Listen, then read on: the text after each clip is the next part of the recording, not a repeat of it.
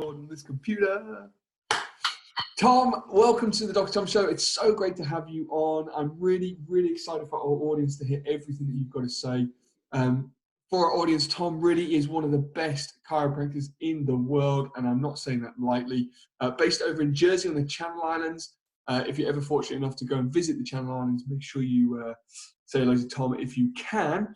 But we're recording this during the time of COVID. I don't necessarily like to use the term crisis, but it kind of fits with what consciousness is saying, and that's what we're going to be speaking about. But we're recording this during the COVID crisis, and we're seeing some great examples of differences in human beings. We're seeing a change in the consciousness of us as human beings. And Tom and I were just going to delve into that and just get some clarity on it, but also see, well, what we can do, what's in our control, and how can we really elevate this and take this forward in a great way. So Tom, thank you very much for joining us. Hey, thanks, Tommy. It's great to be with you. Thanks for having me. You know, I've been following what you've been doing for a while, and one of the first people, you're a true leader in getting going with what you've been doing. You've done a fantastic job, and always giving, 100% of value, which I know people appreciate so much. So yeah, thanks for everything you take the time and commitment to do, and for having me here. It's great to be talking about consciousness, health, and all things human. I appreciate it. I love the name of your practice there over in Jersey, Human Health, and I suppose I just want to. And we didn't speak about this in the pre-call, but why is health so important to a human? I think best answer to that is it's a fundamental part of us. For us to experience life, health is a subconstruct of that. So the expression of, life force, chi, as the Chinese talk about it, etc. What we know as our perception to experience through our five senses, that kind of input, turning it around inside our brain and our computer systems, and that output that we experience and that we perceive, that is health. And why, therefore, does the human consciousness not always strive for health? That's a really good question. And it comes down to the way that we're wired. There's a really fascinating author who I've loved, who sadly passed now, called David Hawkins. You might have read. He had some fantastic books. One most relevant to health is called Healing and Recovery. And he's done a lot of research over the years into the quantum physics side of things and levels of consciousness that I find really interesting. And something we know is that, humans, we're 98% the same as a chimp, 97% the same as a fly. Our genetics are so similar to different species, but the fundamental difference is that kind of evolved neocortex, the telencephalon, our advanced human brain. And we know that as we increase our health and we do various different practices that we can have control over, we don't have to see practitioners throughout what's going on in the world at the moment. We can elevate our consciousness and elevate the function of that, which we know changes the way we associate emotions. But if you don't use that, you still turn into that output of a primitive human animal, which goes about their day looking for food, looking for some love, some sex, and things which, essentially make us animals as opposed to futuristic, innovative beings that create the world that we live in today. So therefore, are human beings not just animals like everybody else? We are therefore fundamentally different? Yeah, I think, That's the right word, or maybe there's a creation or a reason to it. I'm not sure. This is a separate conversation, but yeah, look, I think depending on the context of beliefs which everyone's entitled to, there's a fundamental organization there, which I think you and I both recognize. Even in the disorganization of it, like I once heard famous chiropractor, great guy Danny Constable say in one of his talks once about the disorganization of the seasons of the year, and how, but every year autumn still arrives. It might not be on the 30th of September, but it arrives. Yeah. And we know that lives in all things too. So there's some order in it, and I suppose really interesting. You said it turns us into that fundamental, like that, or that primitive person. The drive for appreciation, maybe some lust and food and contribution. There's a lot of people right now who are actually stuck inside and may struggle to have some level of contribution. They may struggle to service some lust. They may struggle to find the food that they want. How's that going to affect the human? And what can we really be doing to better ourselves around that? Or, with what's going on and the fear that's out there, what can we do to really improve ourselves and enjoy this experience? Yeah, well, that fundamental construct, we touched on it in the prequel about Maslow's hierarchy of needs, which are the constructs, for many years been designed around what does a human need to be able to live. And right at the basis of that, it's in a pyramidal design, if you can picture in your mind's eye for those people listening, that basis is physiological needs: water, food, shelter. And as soon as that gets challenged, what did we see happen when we perceive through our five senses that we as a species and as an individual are being threatened? That primitive, animalistic, fear-based response kicks in to protect oneself, which we know as a fight and flight response. Now, not many people, right at the top of the pyramid is self-actualization, enlightenment, connection with one, the expression of our ultimate singular purpose.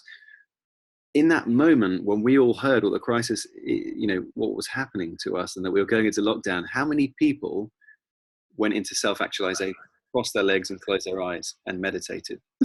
Not many. So, took me a week. Exactly. Even those of us who think that we're on some kind of journey, we were just talking before about how we both still went through a week's worth of freaking out, working out what we need to do for our businesses, our families, our lives. The reality is, the reason why everyone was stockpiling food, toilet rolls, I didn't know that toilet rolls were a physiological need, but apparently they are, is because we perceive that basis of the most important thing of our foundation is being challenged. Now, above that is our level of safety, which is our health, our safety of finances, and the construct of our homes, shelters, etc. too. So we immediately perceive that that's being, our health of ourselves and our loved ones is being challenged. Oof, then the next stage of that, and the next stage in the hierarchy is social, intimacy, love, friendship, family. Now, other than your intimate partner you live with, if you no longer, as you know, I've just had newborn baby, Frederick's gonna be 6 years old and 6 weeks old on Thursday. He, it's an incredibly special time for us, and to be able to connect with him too. But the flip reverse of that is, his grandmothers and great grandmothers that he's lucky to have both alive, we can't see. I think they've hugged him once when he was born and haven't seen him since. Which is, everyone has their own version of that story that we all have going on in our lives right now. And we are social beings, and that social element of health is, as you know, so incredibly important to us. And when we perceive that that's not there, gosh, what happens to our health and our stress response and our behaviors?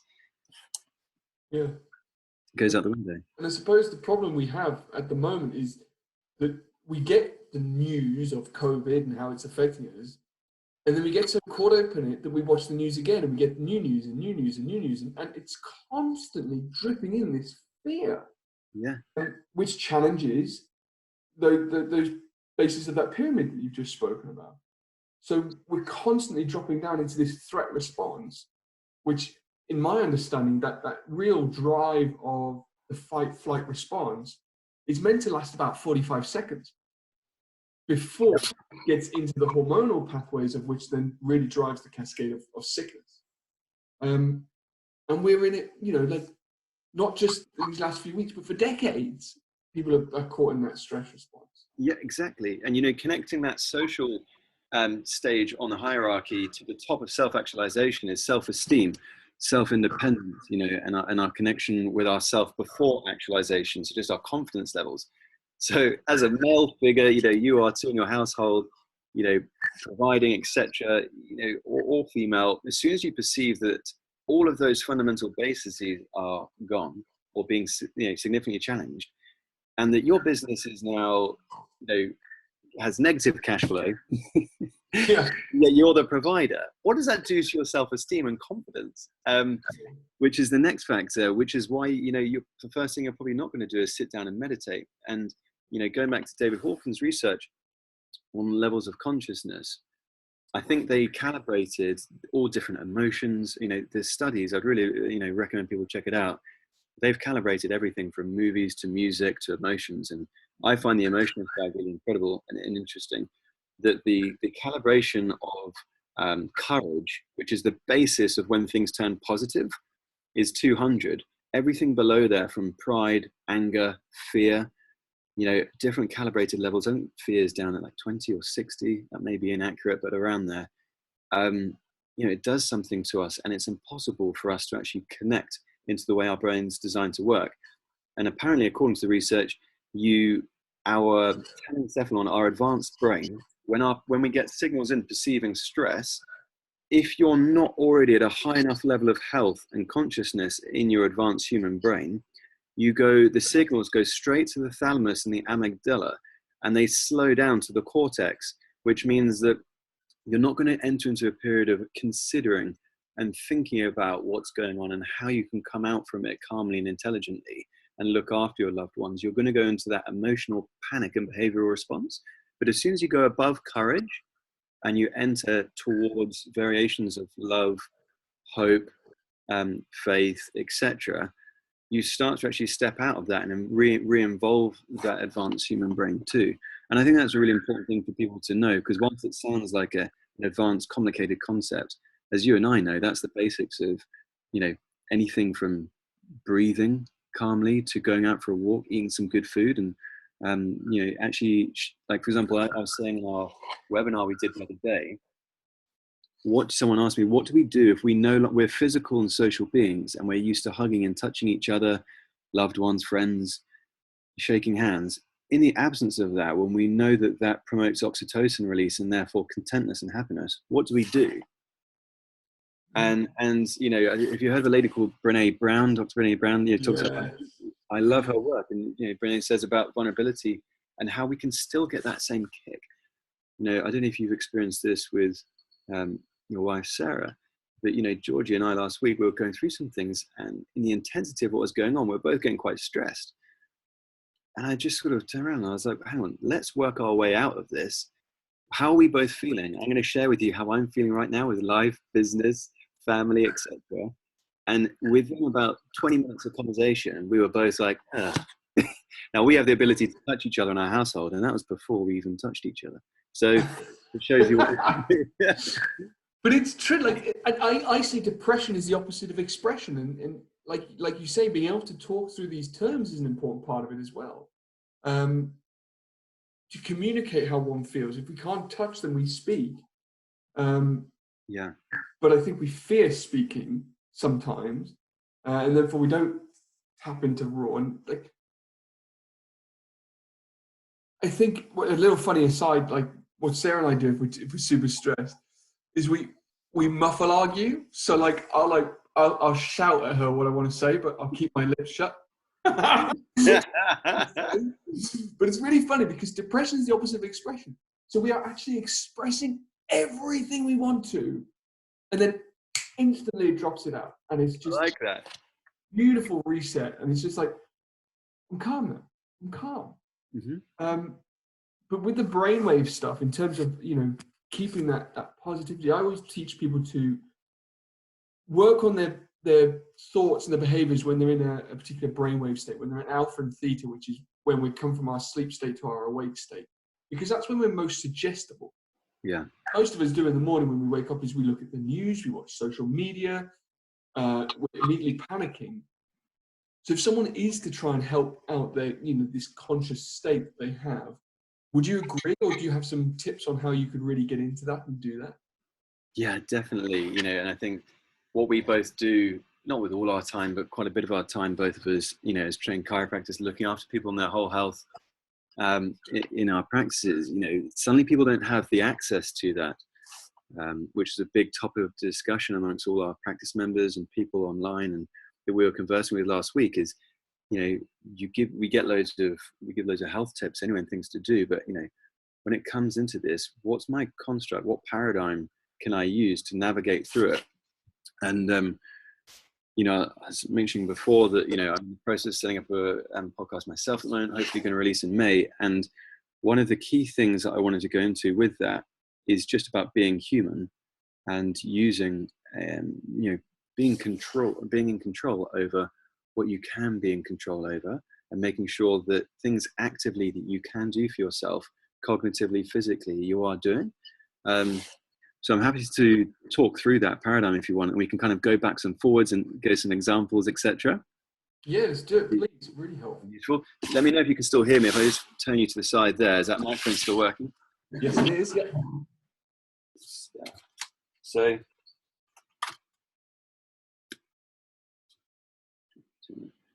So, essentially, you know, I was sitting down. None of this is really, you know, a lot of original material, something I've come up with. It's constructive things that I've taken, because, you know, human health, I talk to the team and say, you know, when we're looking at an individual when they come in, forget about who they are, where they are in society. You know, Jersey and Challenge, it's a small place. We can look after every single demographic, psychographic, and socioeconomic group here.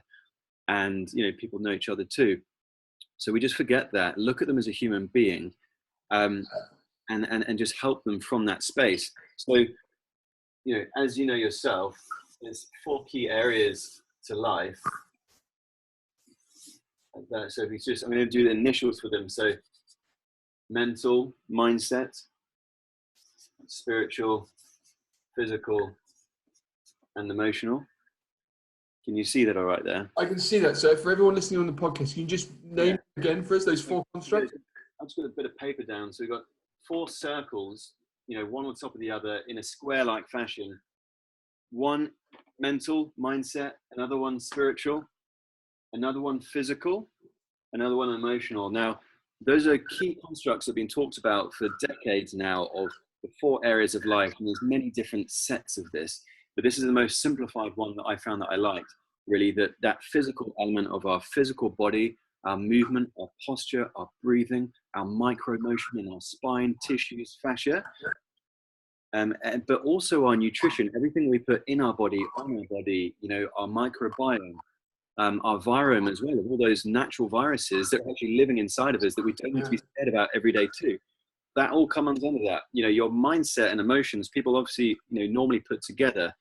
I personally like to separate it because, you know, different layers of consciousness really suggest that emotion is really that chemical, psychological connection between our physical being and our mind. Whereas your mind might have an awareness of things going on, you know, before your consciousness is aware of the mind. The emotion is really that emotion, that connection between the physical through hormones and chemicals and things in our brain and body. And then the spiritual side of things. Now, you know, taking this outside of religion, I'm a big believer in the human spirit and what humans are capable of, you know, when we get into serious times. And there's many examples of threats. So even if you just want to take it to that basic construct of that thing that we cannot explain, that creates life and acts as the human spirit doing magical things, or if you want to use it for the basis of your belief system, it's absolutely fine. I just liked that metaphysical element of this circle being that recognition for something bigger in life. Is that okay? Am I going too fast? Does that work? Great. It's brilliant. And stop me at any time, Tommy. So then I just like split this up like this. So just connect them all. Sorry, instead of splitting them. This inner circle now, an outer circle. On the outside, what I'm getting here is our external environment. Okay, and on the inside of this circle that I've just drawn connecting these dots. So now we've got like a circle with attaching the 4 circles. On the inside is our internal environment. So when I look at someone when they come in, I'm thinking, okay, so first of all, what's your external environment? Do you like your job? You know, what environment are you putting yourself in your house every day? You know, how much light is there? Is there any pollution and toxicity? What chemicals are you using in your household, etc.? Do you work in a coal mine? You know, do you work around friends or people that you don't like? All of that in our external environment, which we know is going to, those 5 senses and our perception is going to impact us. And then in the inside, our internal environment, which, you know, what do we put inside? How much water do we drink? Toxins, etc. And also things that comes in through the biggest organ we have, our skin and our microbiome, that impacts us too. So Within the inner circle now, I'm going to change colors to a red. And I'm going to put 3 more circles, because the bit that I added to this myself in this paradigm is this section, because for me, this now depicts what life really is about. So for those of you listening, so what I've done is just taken a circle connecting those 4 rings. Within the inner circle, on top of each other, I've got 3 red rings now that I've drawn. Okay, one has a Q, which stands for question. The next one has an A, which stands for action. And the last one at the bottom, if we go top down, has an R, which stands for reflection. Okay, now there's an order. And then what I've done is that in that external environment, outside of it, instead of putting a ring around it, I've actually done 2 Demi Rings, like 2 half rings that have a line going down through the middle. And the reason is, you know, you understand what a torus is energetically in terms of quantum physics, that kind of circulates. As you know, in chiropractic, we talk about things being above, down, inside out. So the flow of information coming from, you know, telencephalon, the brain, the cortex, coming down through the body, expressing itself out and going back in. That's how, you know, I believe and see this to work. And so this is a model which I believe for me, and what works really well and successfully for us, which we see for our patients and practice members at Human Health in Jersey, is using this model in the way that I'm about to talk to you about now. So you come in, we look at those 4 areas of someone's life, and then we say, okay, this situation which we're in right now, you know, and the current state. So if someone was coming in having a panic attack about coronavirus, what question are they asking themselves? Is it a quality question? Because the way in which they're going to change their health and their life out from it is, you know, asking themselves a quality question to begin with, as opposed to a bad quality question. You know, the next thing is a quality action. So if they can ask a quality question, as you know, they've got more chance of creating a quality action. And then the problem is, so let's say, just to give you an example, a few weeks ago, I had a lady that's just going through a divorce. You know, she's having a lot of physical symptoms in her body. The first thing that she did was burst out crying and said, thanks for sharing your vulnerability with me. And she shared with me about her divorce that's impending. And I said, well, you know, if you don't mind me asking you, what question are you asking yourself about divorce? And she goes, well, I'm asking myself, do I really want this? And I'm like, okay, well, that's a really good quality question. Yeah. What were you asking yourself before? And she goes, I was just asking myself, could I bear any more of this? And I'm like, okay, well, you've gone, when you're asking yourself if you could bear it, to now asking you if you truly want the relationship, it's a higher quality question. Means you're now probably heading towards a better quality action, because if you can't bear someone, you're just going to push them away, right? But now if you're asking yourself if you want the relationship, even if you choose that you don't want it, you can now take a more intelligent and a higher consciousness action. But the problem is that a lot of people, and she was at the stage where she had asked a quality question, she had decided that she did want to leave the relationship, and she was going about it in a very amicable and, you know, quite high consciousness way.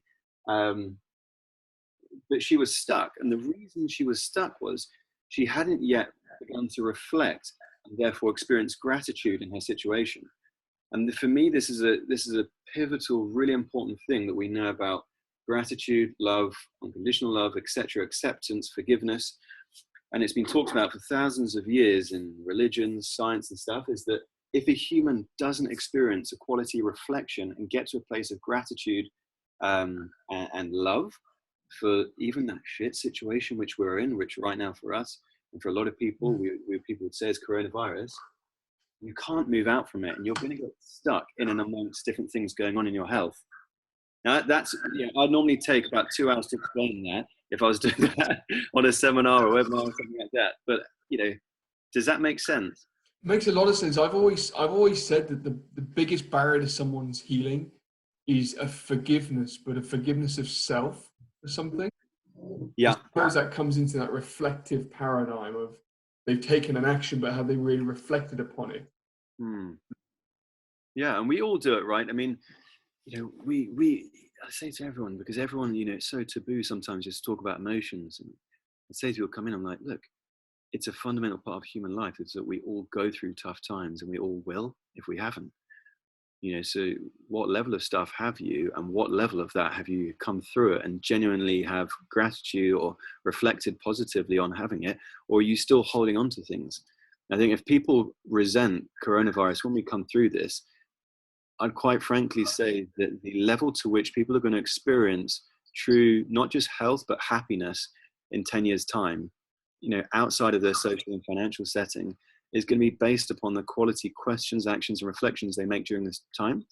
And if they get stuck at the action and they don't reflect and experience gratitude, they'll resent this pandemic and the impending, change in our economic position within our countries, and the fall that has to people and their businesses and lives.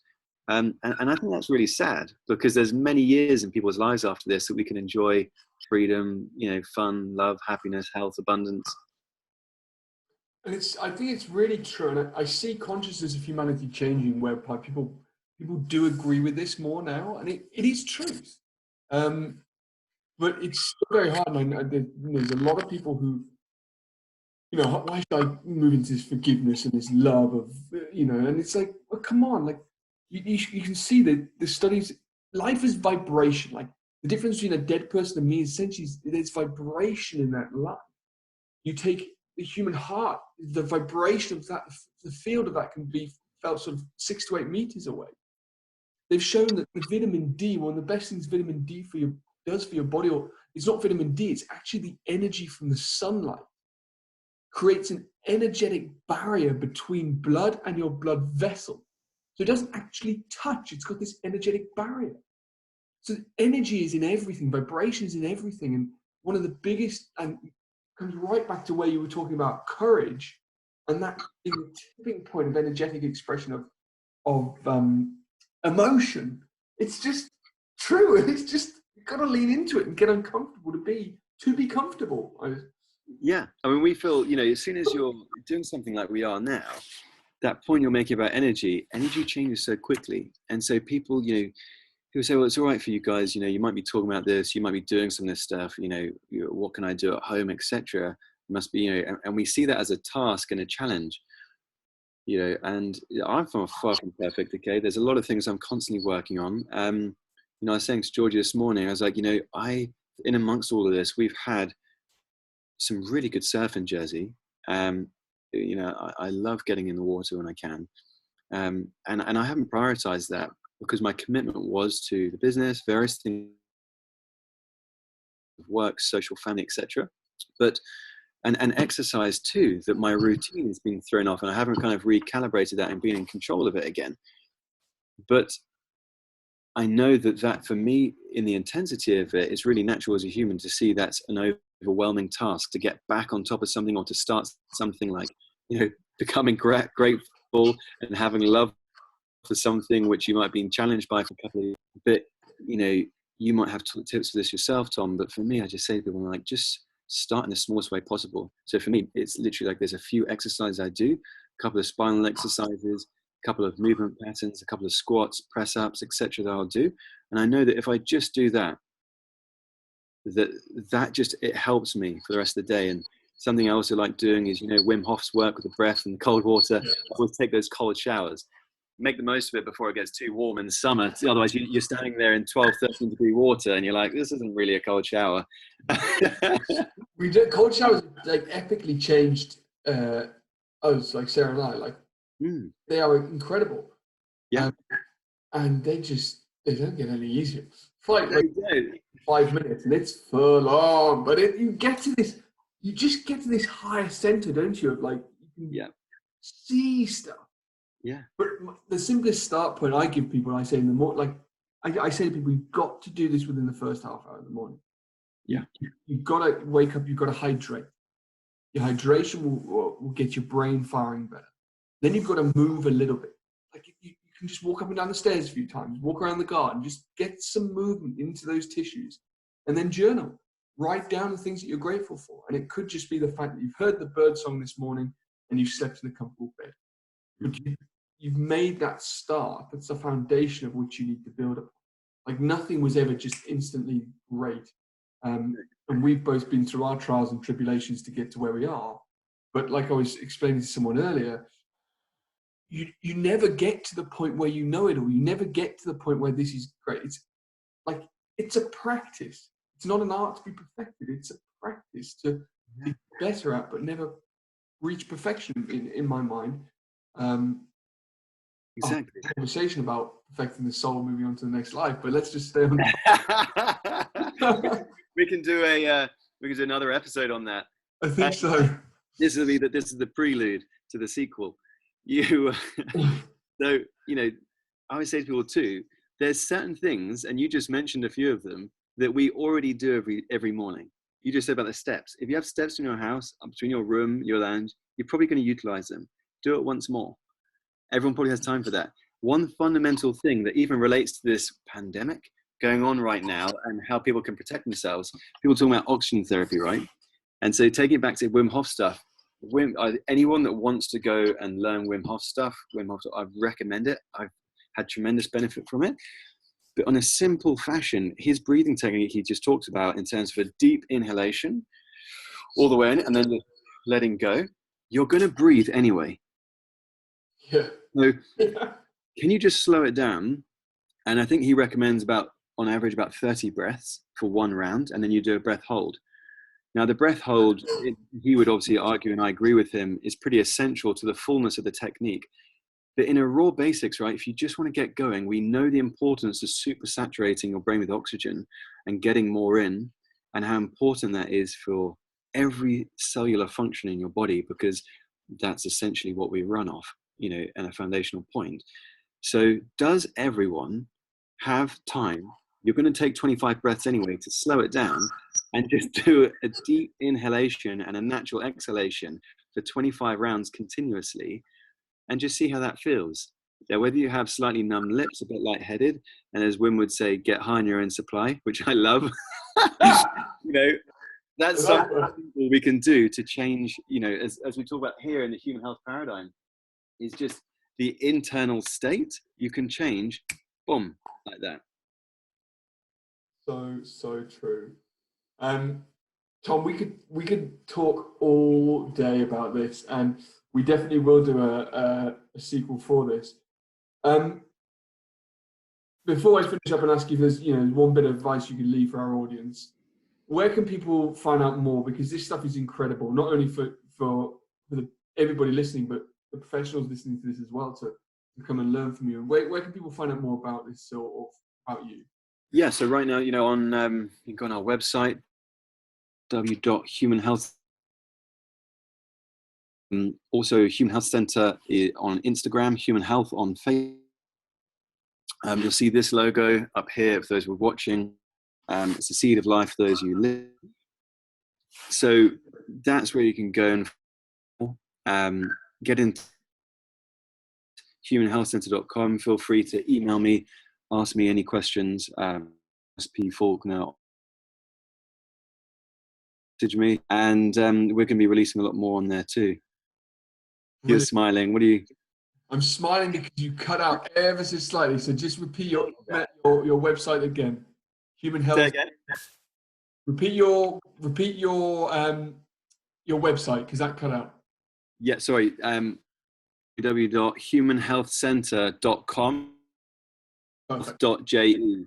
Head over there, and there's going to be more information, revamping that to get loads of value content, and more information about the podcast being released soon too.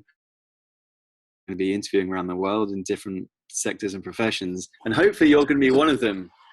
I would love to, if I can offer any value. What we'll do is we'll obviously put your details in the show notes of this podcast so people can get hold of you. Tom, are there any final pearls of wisdom that you've got from the Channel Islands, the rest of the world, that can help them during this time right now? Well, look, or steal something I heard someone else say the other day.